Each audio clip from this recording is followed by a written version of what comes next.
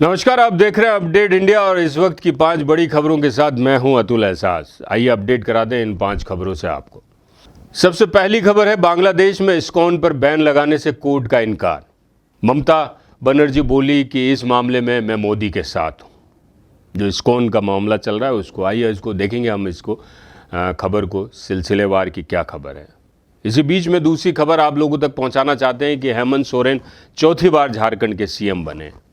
तीसरी खबर है कि राजस्थान के सीएम भजनलाल शर्मा ने राइजिंग राजस्थान की तैयारियों का जायजा लिया है। कहा है कि ये दिन लाएगा नया सवेरा। चौथी बड़ी खबर है कि राजस्थान में ट्रांसपोर्ट कंपनी के यहाँ रेड डाली गई है और 23 ठिकानों पर आईटी का छापा है। पांचवी बड़ी खबर जो कि खासकर बीकानेर के राजघराने से आ रही है कि बीकानेर के पूर्व महाराणा कर्णी सिंह की पुत्री ने सिद्धि कुमारी पर आरोप लगाए। सिद्धि कुमारी जो कि कहीं ना कहीं राजनीतिक व्यवस्थाओं के साथ वहाँ पर मौजूद है। तो आइए जानते हैं खबरें विस्तार से। सबसे पहली खबर जो हम बात कर रहे थे, बांग्लादेश में, खासकर वहाँ से इस्कॉन मंदिर जो है वहाँ पे बांग्लादेश में इस्कॉन पर बैन कोर्ट का इनकार है और उस पर कहीं ना कहीं विशेष जानकारी जो दी गई है वो ये है कि बांग्लादेश में इस्कॉन पर बैन लगाने की मांग को ढाका कोर्ट ने खारिज कर दिया है। गुरुवार को कोर्ट में सुनवाई में बांग्लादेश की अंतरिम सरकार ने कहा कि इस्कॉन की गतिविधियों के खिलाफ हमने जरूरी कदम उठाए हैं। यह मुद्दा सरकार की प्राथमिकता है और खासकर इस्कॉन पे ही क्यों उठाए, इनकी गतिविधियों के खिलाफ ही क्यों मुद्दे उठाए गए, ये भी चर्चा का विषय है। सरकार ने कहा कि इस्कॉन के मामले में अभी तक 3 केस दर्ज किए गए और 33 लोगों को गिरफ्तार किया गया। सेना को देश में किसी भी तरह की अशांति को रोकने के लिए तैनात किया गया है और गुरुवार को हुई सुनवाई में याचिका दायर कराने वाले वकील ने कहा कि इस्कॉन पर बैन लगाने का यही सही समय है।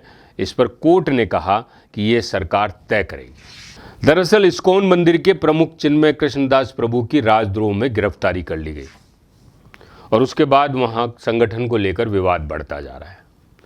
दास को जेल भेजे जाने के बाद बांग्लादेश में कई जगहों पे हिंसा भी हुई। साथ ही इससे बांग्लादेश और भारत सरकार के रिश्तों में दरार आई है और ये नुकसान है बांग्लादेश को अगर भारत के साथ कहीं ना कहीं रिश्तों में दरार आती है। इधर बांग्लादेश में इस्कॉन मामले को लेकर पीएम नरेंद्र मोदी ने विदेश मंत्री एस जयशंकर से बातचीत की और नज़र बनाए रखने को कहा है और विदेश मंत्री ने उन्हें वहाँ के हालात की जानकारी भी दी है। पश्चिम बंगाल की मुख्यमंत्री ममता बनर्जी ने इस मामले पर कहा कि वे इस मामले पर केंद्र के साथ है। पहली बार इस मुद्दे पे एक साथ होती हुई दिखी है ममता बनर्जी और मोदी के साथ होने की बात कही है। विधानसभा में इस मुद्दे पे बोलते हुए ममता ने कहा कि उन्होंने बंगाल में इस्कॉन से बात की है, यानी कि बंगाल में जो इस्कॉन मंदिर हैं उनके प्रमुख हैं उनसे बात की है कि किस तरीके से इस मसले को सुलझाया जाए जो खासकर बांग्लादेश में हुआ है। जो दूसरी बड़ी खबर पे हम बात कर रहे थे जो झारखंड की है कि झारखंड में गुरुवार को हेमंत सोरेन ने चौथी बार सीएम बनने की शपथ ली है और मुख्यमंत्री पद की शपथ ली है उन्होंने। आपको बता दें कि झारखंड मुक्ति मोर्चा लीडर हेमंत सोरेन ने चौथी बार झारखंड के सीएम पद की शपथ अकेले ही ली है। मंत्रिमंडल का विस्तार अभी हुआ नहीं है। वहाँ पे कहा जा रहा है कि मंत्रिमंडल का विस्तार बाद में किया जाएगा। इस दौरान हेमंत सोरेन ने कहा कि आज का दिन ऐतिहासिक है। सुनिएगा इन शब्दों को, हमारी एकता ही हमारा सबसे बड़ा हथियार है। जिस तरीके से उन्होंने जीत हासिल करी है वाकई में उनकी एकता है और उनका ये हथियार है। हमें न विभाजित किया जा सकता है न ही शांत किया जा सकता है। हम झारखंडी हैं और झारखंडी कभी झुकते नहीं। ज़बरदस्त बात कही है उन्होंने। रांची के ऐतिहासिक मोहराबादी मैदान में जब शपथ ग्रहण समारोह हुआ तो इसमें एनडीए यानी कि इंडिया गठबंधन की 10 पार्टियों के 18 बड़े नेता शामिल रहे। राहुल गांधी, ममता बनर्जी, अखिलेश यादव, तेजस्वी यादव के साथ मंच पर मल्लिकार्जुन खड़गे भी मौजूद रहे। यही नहीं, ममता बनर्जी ने शॉल उड़ाकर शिबू सोरेन का स्वागत भी किया। शिबू सोरेन वर्तमान मुख्यमंत्री सोरेन के अग्रज हैं, बड़े हैं, पिता हैं। इसके साथ ही तमिलनाडु के मुख्यमंत्री और डीएमके नेता उदयनिधि स्टालिन हेमंत सोरेन के शपथ ग्रहण समारोह में शामिल हुए। यहाँ ये बता दूं कि कांग्रेस के भीतर मंत्री पद को लेकर जो रस्साकसी चल रही, क्योंकि कहीं ना कहीं झारखंड मुक्ति मोर्चा का कांग्रेस के साथ वहाँ पे समर्थन है और कांग्रेस और कांग्रेस में जो वहाँ पर थोड़ी सी रस्साकसी चल रही है मंत्री पद को लेकर, इस कारण से मंत्रिमंडल का विस्तार फिलहाल टाल दिया गया है। प्रदेश कांग्रेस प्रभारी गुलाब महमद मीर की माने तो मंत्रिमंडल के विस्तार के लिए कुछ दिन इंतजार करना होगा। तीसरी खबर राजस्थान से ही है। राजस्थान के मुख्यमंत्री ने शहर का दौरा किया है। कारण है कि दिसंबर के दूसरे सप्ताह में आयोजित होने वाले राइजिंग राजस्थान समिट को लेकर सीएम भजनलाल शर्मा ने ट्वीट किया और कहा कि यह आयोजन राजस्थान में नया सवेरा लाएगा।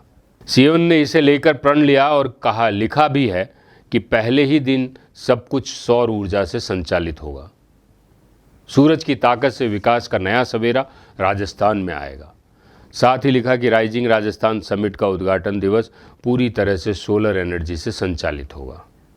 तो इधर राइजिंग राजस्थान समिट के लिए हो रही तमाम तैयारियों को लेकर सीएम भजनलाल ने मंत्रियों और अधिकारियों के साथ शहर का दौरा किया। एयरपोर्ट में जेईसीसी तक सीएम ने सभी के साथ बस में बैठकर व्यवस्थाओं का जायजा लिया। 9 से 11 दिसंबर को होने वाले राइजिंग राजस्थान समिट में देश विदेश से उद्योगपति और आर्थिक जगत की हस्तियां आ रही हैं।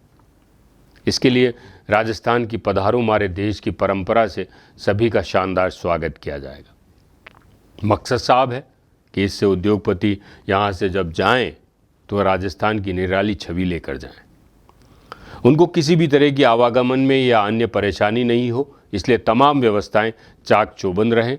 ये मुख्यमंत्री भजनलाल शर्मा का विजन भी है और मिशन भी है। बड़ी बेहतर तरीके से राइजिंग राजस्थान समिट को मुख्यमंत्री भजनलाल शर्मा करना चाहते हैं ताकि एक यादगार दिन रहे और जो लोग भी आए, हमारे मेहमान आए, उनके लिए भी यादगार बन जाए। अगली खबर जो हमने ली थी कि राजस्थान की एक ट्रांसपोर्ट कंपनी है जिस पर कि छापा पड़ा है, यानी कि आईटी का छापा है। क्या है ये खबर कि राजस्थान की ट्रांसपोर्ट कंपनी के जयपुर सहित देश भर के 23 ठिकानों पर आईटी की छापेमारी की जा रही है। Udaipur golden and logistic transport के ऑफिस और इससे जुड़े लोगों के यहाँ सुबह 5 बजे की टीमें रेड करने पहुंची। उदयपुर के टीकम सिंह राव की इस कंपनी पर अवैध ट्रांसपोर्टेशन के आरोप लगे हुए हैं।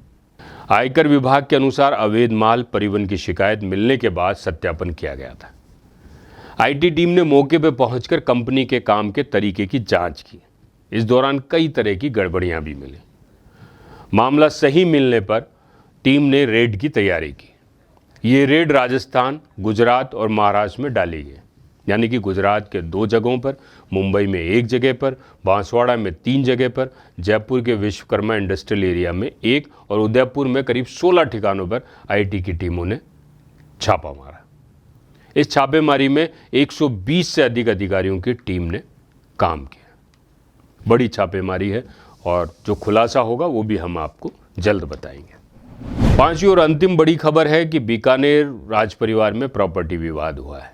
अभी थोड़े दिन पहले तो क्या, अभी उदयपुर का जो चल रहा है, अरविंद सिंह मेवाड़ और विश्वराज सिंह मेवाड़ के बीच में जो चल रहा है, उसके बाद एक नई खबर निकल कर आई है। वो आई है बीकानेर राज परिवार की। बीकानेर राज परिवार प्रॉपर्टी विवाद, खासकर बीकानेर के राज परिवार के प्रॉपर्टी विवाद को लेकर कई तरह के मामले सामने आ रहे हैं। इसे लेकर गुरुवार को पूर्व महाराजा कर्णी सिंह की पुत्री राज्य कुमारी ने एक बयान जारी किया। अब बयान सुनिए। उनका आरोप है कि उनकी भतीजी और बीकानेर विधायक सिद्धि कुमारी पॉलिटिकल पावर से हमारे खिलाफ झूठे मुकदमे दर्ज कर रही हैं। सिद्धि कुमारी वहाँ की बीकानेर की विधायक हैं और वो उनका ये मानना है कि वो अपना पॉलिटिकल पावर पूरा काम में ले रही है। और ये जो मसले हैं ये आज के नहीं है, सब पुराने हैं जो चल रहे हैं और गाय बगाए कभी उड़ जाते हैं और सड़कों पे आ जाते हैं, लोगों की सुर्खियों के बन जाते हैं। यह बता दें कि बीकानेर के पूर्व क्षेत्र की बीजेपी विधायक सिद्धि कुमारी के खिलाफ धोखाधड़ी और रुपए के लिए दबाव डालने के आरोप में मुकदमा दर्ज हुआ है। ये केस बीकानेर के राज परिवार से जुड़ी प्रॉपर्टी होटल लक्ष्मी निवास के संचालन से जुड़ा हुआ है। इसमें सिद्धि कुमारी और महिमा कुमारी पर रुपए ऐंठने के लिए दबाव डालने का आरोप लगाया गया। बीछवाल पुलिस थाने में जयपुर की messrs golden triangle forts and palace के निदेशक राजीव मिश्रा ने मुकदमा ये दर्ज कराया है। इसमें आरोप है कि लक्ष्मी विलास होटल खाली करने के लिए डराया और धमकाया गया और 10 करोड़ रुपए मांगने का आरोप भी लगाया। इस मामले में गुरुवार को पूर्व महाराजा कर्णी सिंह की पुत्री राज्य कुमारी ने क्या कहा, आइए सुनते हैं। प्रणाम। मेरा नाम राजश्री कुमारी है। मैं महाराजा डॉक्टर करणी सिंह जी की बेटी हूं। ये जो एफआईआर सिद्धि कुमारी ने मेरे खिलाफ, मेरी छोटी बहन मधुलिका कुमारी बाइसा, ट्रस्टी श्री ठाकुर हनुत सिंह जी और अन्य ट्रस्ट के जो ऑफिशियल्स हैं उनके खिलाफ फाइल किया है, ये बिल्कुल फ्रिवलस, बेसलेस और मोटिवेटेड है। आपको तो ये पता ही है कि हमारे पारिवारिक केसेस चल रहे हैं। उसमें अभी थोड़े ही दिन पहले बीकानेर कोर्ट ने कमिश्नर नियुक्त किया है, जो हमारे शिवविलास में लालगढ़ पैलेस में जाके इन्वेंट्री लेंगे। और उससे पहले जोधपुर हाई कोर्ट ने सिद्धि कुमारी के ऊपर कई रिस्ट्रिक्शंस डाले हैं जो हमारे ट्रस्ट के केसेस चल रहे हैं उसमें। इन बातों को लेके सिद्धि कुमारी हमारे ऊपर उनके फ्रस्ट्रेशंस निकाल रहे हैं और उसके पॉलिटिकल पावर्स को मिसयूज करके हमको तंग करना, सताना और हरास करने की कोशिश है। हमने ये मामला हमारे वकील को सौंप दिया है और वो इसकी कड़ी तरीके से कार्रवाई करेंगे। आपको बहुत धन्यवाद। तो आपने सुना कि राज्य कुमारी ने क्या कहा। तो ये है पूरा कहीं ना कहीं राजनीतिक मसला और साथ में कहीं ना कहीं राजनीतिक मसले के साथ साथ राजसी मसला भी है जो आपको यहाँ पे सुनाई दिया। ये थी 5 खबरें जिस पे हमने आपको अपडेट दिया था। देखते रहिए अपडेट इंडिया। नमस्कार।